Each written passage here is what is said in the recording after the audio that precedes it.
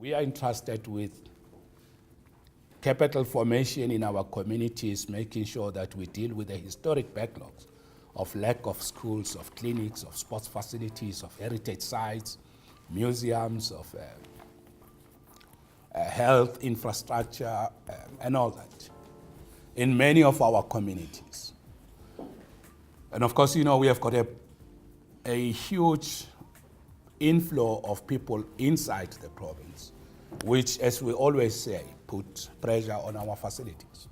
So what that meant as a challenge is that the Department of Infrastructure, as a leading department and champion of infrastructure delivery, had to build its capabilities and institutional capacity to be equal to the task.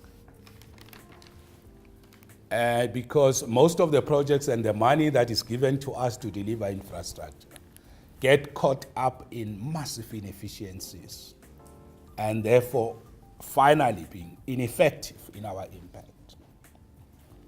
And that's because the way we deliver projects, we manage projects, so we have got a portfolio of projects that we run. So we are a project-driven, project-based department. We run massive construction projects. The volumes are high, and of course I'll share with you some of the numbers. Suppliers and our contractors, in this case we have contractors and what we call professional service providers, PSPs, which are mainly architectural engineering, quantity surveyors doing a bill of quantities. Those are critical skills, very important. We don't pay them in 30 days. The contractors who are building this massive dependence for job creation, they're not paid at the right time because we can't deliver these projects in time, in quality, and at the right level of cost. But also there are other two variables that we have not been looking at. Then volumes, the number of projects we complete, given the number of projects that we sit with.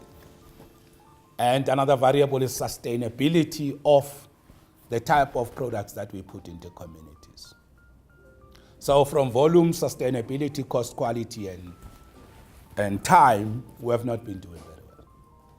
We had announced to you what we call the infrastructure, the Lutsinga Infrastructure House, our infrastructure NEF center, which is in our head office, which is a room fitted with smart technologies, with capabilities, using good software to drive the efficiencies in infrastructure delivery.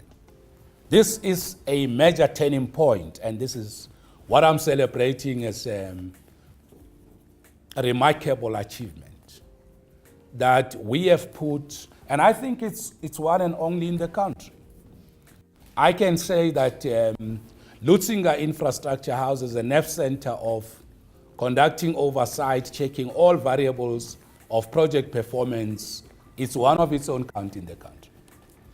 And it's the best facility that we have created, and I'm excited and delighted about that, because it contributes to the objective of building a developmental capable state and repositioning DID's capabilities to drive and deliver infrastructure.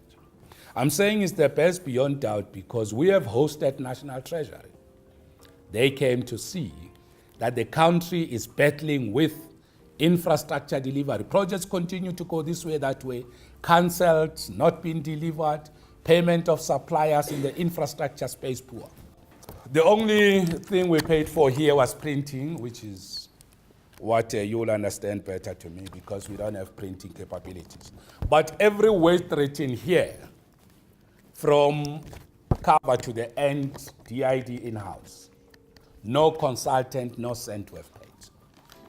To develop this booklet into what we call a project readiness matrix.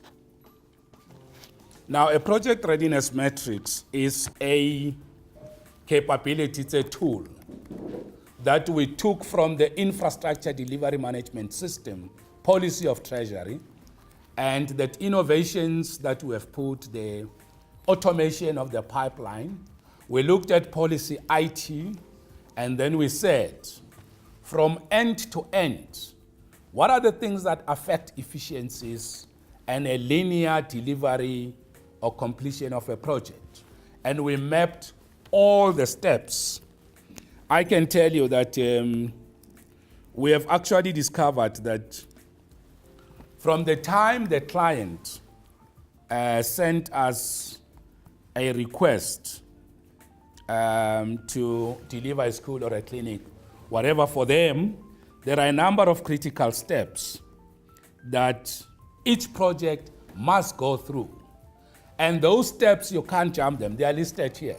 We broke them down into smaller variables that help check performance, that you can monitor, you can check. And that has actually helped us to map all the stages. And I can tell you that in the Project Readiness Matrix booklet, we have built variables end to end. And remember, planning an infrastructure project, from education saying we need a school, to us giving them not only the key, but putting that in the provincial property register as completed, archiving that school. That is done and dusted, finished. Is now an asset of the provincial government.